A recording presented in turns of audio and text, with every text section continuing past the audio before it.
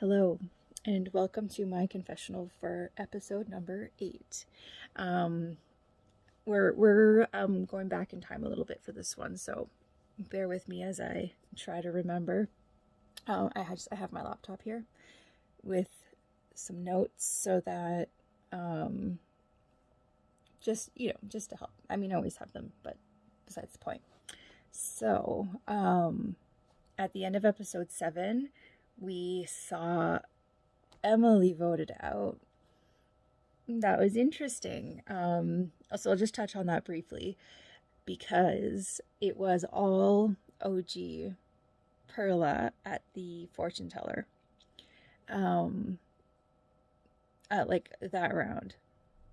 And so Izzy was there, Juan was there, and it was Zafiro, so Juan's current tribe that ended up. Sorry, music just started playing in my headphones. Anyways, so it was Zafiro who ended up going to tribal, so the tribe that Juan's currently on. But just the reason why it's just like I just so curious what happened over there is because we were like Juan was pretty adamant that like there's like literally no reason for Perla to like not vote together. Um like in this vote, just considering that like they had the numbers, we fast forward to like current times had 2 more full rounds in those tribes, right? So it just, I mean, at face value, just kind of not really knowing any other details makes the most sense to keep the numbers. So it's just like, what happened? Like, was there a power or a disagreement or whatever? Because let me tell you, when it was, Emily voted out at the end of, or whenever like they like announced to like the rest of us what happened, it was like, okay, like not really wondering what happened there. And then what made it even more interesting on top of that is like going to the boot post and just seeing like the nature of the comments from from both production, like like your typical boot post comment type of situation, plus like feedback from Emily. It was just like, oh, this was like either like a blind side or like it was just like not, I don't know, it sounded rough. Really, something went down, something happened. There was like a comment about something about loyalty, something like, I don't know. So that was really interesting. But moving on into episode 8, our immunity challenge was tough. I mean, obviously we all just tried our best, but it just wasn't in the cards for us, as you all like to say. So yeah, I guess like the good bright side, the positive of like completely bombing an immunity challenge is that, especially given this twist, you're even more incentivized to like plan just in case, because I think we were all pretty sure that we weren't just planning just in case. We were planning because we sucked and we were going to tribal. And so the group of 4 of myself, Mona Lisa, Julia, and Thomas, that was formed the previous round? No, the round before that. I don't know. I think the first round that we swapped was still in place. The communication in there has been good. And so we really kind of just worked together to the best of our ability to kind of get on the same page for this vote, and hopefully, we have the numbers, we have the brains, so we end we figured it out. We did the thing. And so what ended up happening, Ray went to the fortune teller that round, as did Tim. Tim went to the one-on-one. Ray went to the group one. Was it that round? No, it was the round before.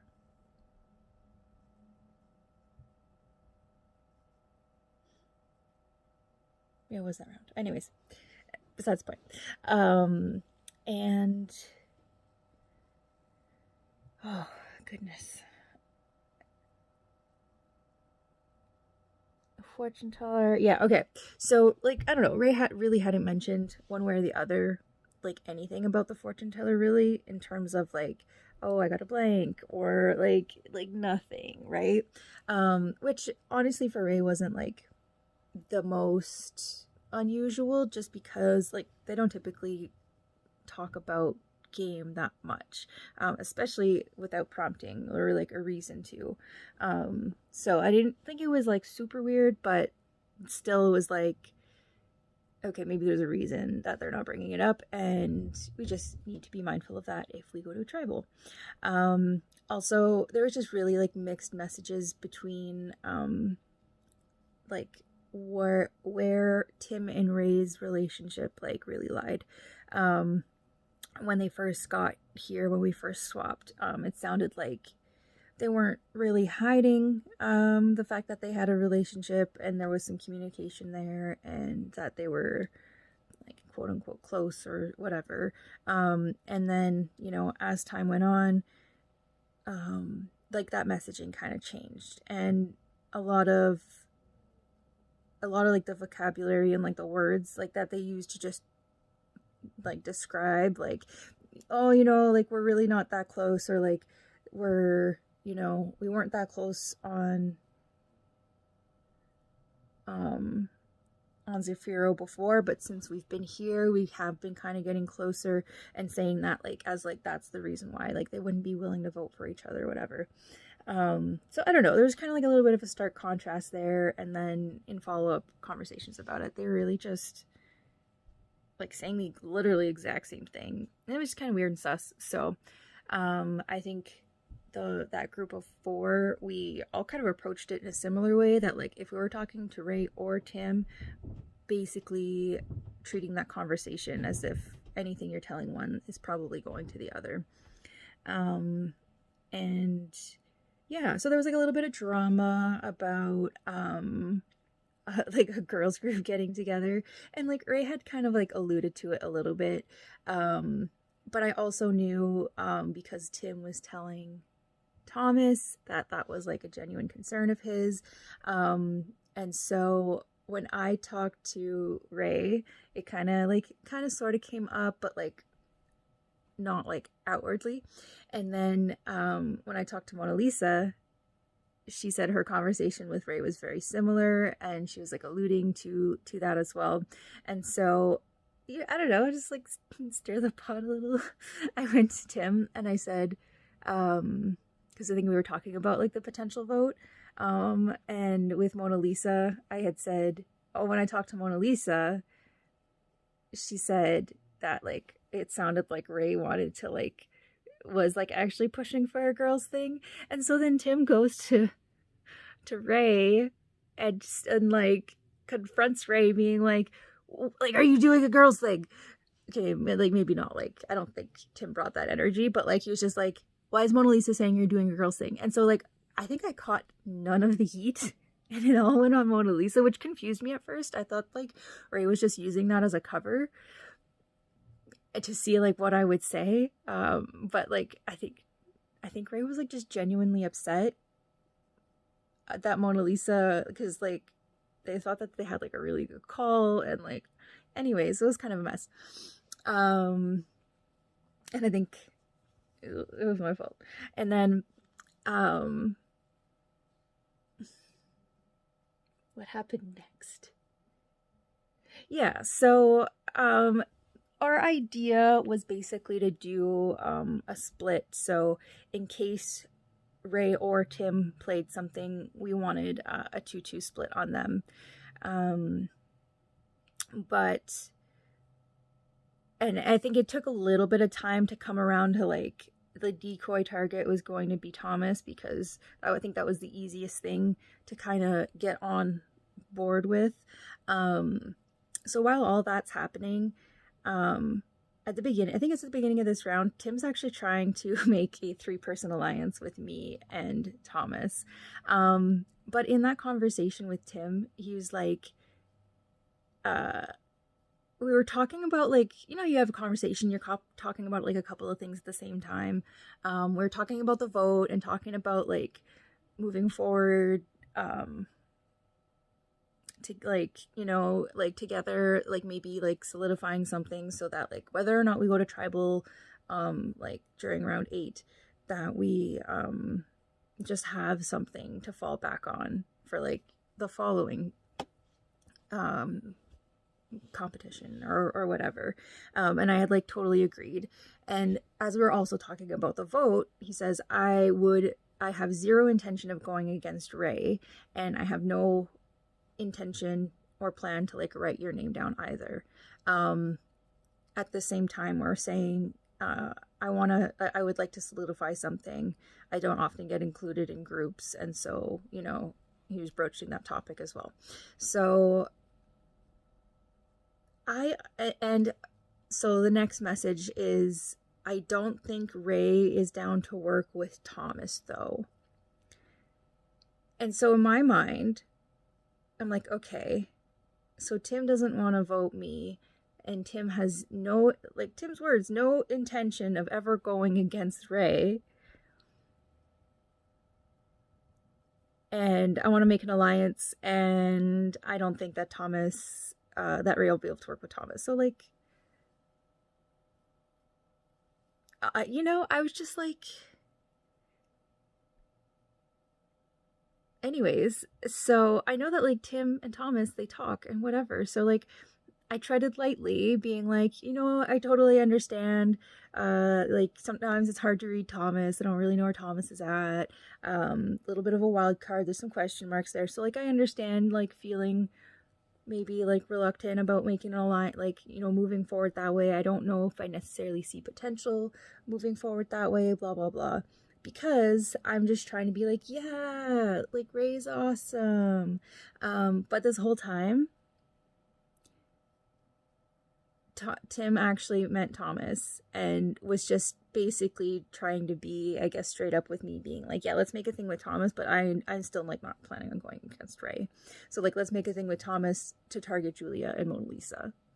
And it wasn't until like we exchanged some more messages back and forth, and I like basically disparaged Thomas Ibarra, sorry, that he was like, all right, well, something like he, use the pronoun he, and I was like, oh no.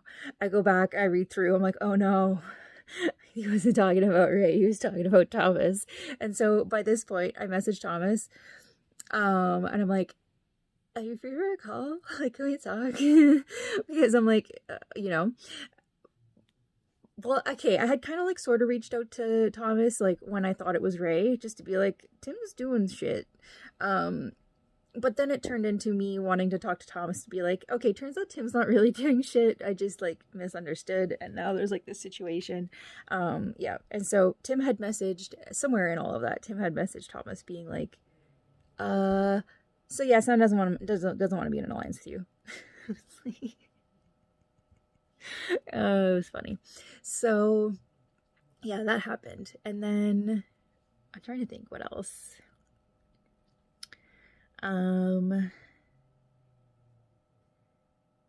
Yeah. Okay, yeah.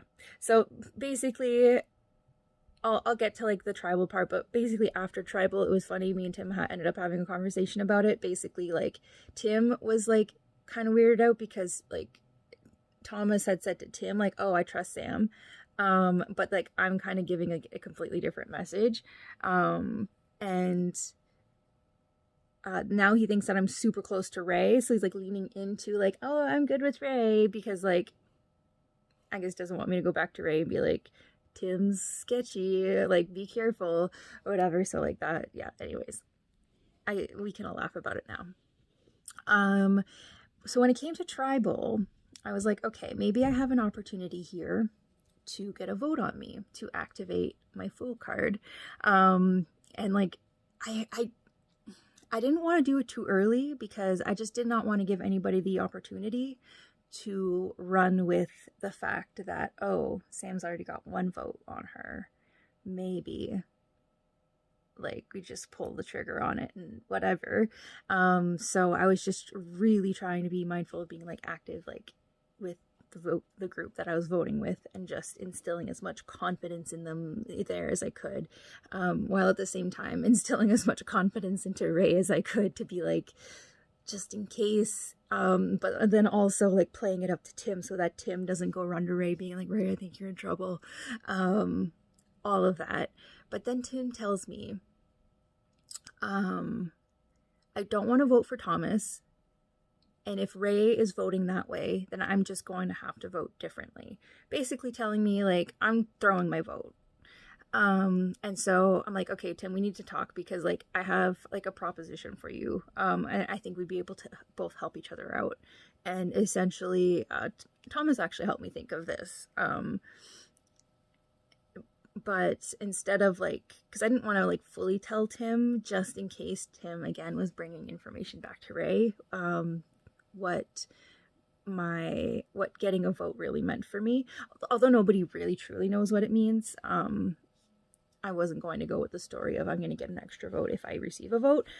It was more like, okay, Tim, you can help me out and I would owe you one, because like if you throw a vote on me, then I like essentially like I've been cursed. I got a bad card. And so if you throw a vote on me, then I will I'll be able to get my vote back. Kind of thing. And so Tim was just like, I don't know. I got the impression that he was just like relieved that he didn't have to think of who he needed to vote for. He was just like, yeah, I could do that for you. Like, yeah, no problem. So even better than a 2-2-2 split, we got a 2-2-1-1. So we were all available to, by all, I mean like the four of us were available to revote when it tied on Tim and Ray. And on the revote, it did in fact go according to plan. And we voted out Ray. And like honestly, like my game brain is just like, yes, that was a win in terms of the game. I feel like Ray come emerge would have been like scary, dangerous to work with, or not to work with, but just to play with, I guess. I feel like she could have just been so effective, and she has just such a vibrant personality, and it's just like a literal ray of sunshine. And so like on a personal level, it was tough because like, I don't know. I felt yucky doing like the blindside thing and all of that. However, the boot post rolls around and all of a sudden it's like I think it was something Rocky said about like a power or something, and that like she had something that like people were not going to want to have to deal with later, or like I don't know, or maybe that's just like what I read into it, but I was just like, whew, thank goodness. So yeah, so that's kind of how that went down, and it was just really like exhilarating, and I was just like, I don't know, for the first time playing Survivor, I was just like, oh my gosh, like I'm playing Survivor. It was fun. Yeah, but I'm gonna cut myself off here because I gotta film the next one for episode 9. And so I will get into what happens this in the next round soon. Bye.